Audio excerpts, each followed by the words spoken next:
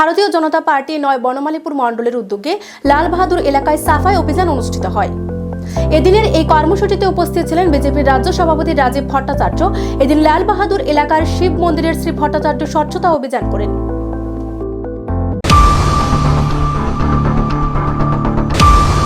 প্রতীক্ষার পর আমাদের সনাতন ধর্মের আরাধ্য দেব রামলালার প্রাণ প্রতিষ্ঠা হতে চলছে।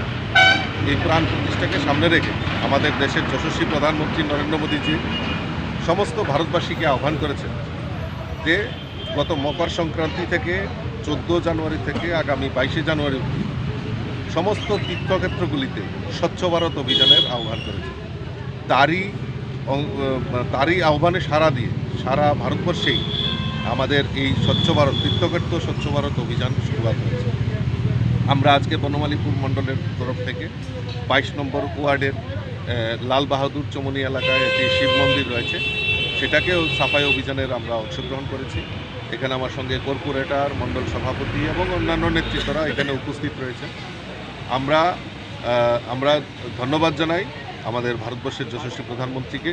উনি সঠিক সময়ে সঠিক সিদ্ধান্ত নিয়েছেন এবং তৎসঙ্গে আজকে আমাদের রাজ্যের মাননীয় মুখ্যমন্ত্রীকে ধন্যবাদ জানাই এই কারণে, কারণ গতকাল রাত্রিবেলায় আমাদের এই 22শে জানুয়ারি আমাদের রাজ্যের সমস্ত সরকারি বেসরকারি সমস্ত প্রতিষ্ঠান 2:30 পর্যন্ত বন্ধ রাখার যে নির্দেশ উনি দিয়েছেন, তার জন্য মাননীয় মুখ্যমন্ত্রী এবং রাজ্য সরকারকে অসংখ্য ধন্যবাদ জানাচ্ছি, শুভেচ্ছা জানাচ্ছি, অভিনন্দন জানাচ্ছি।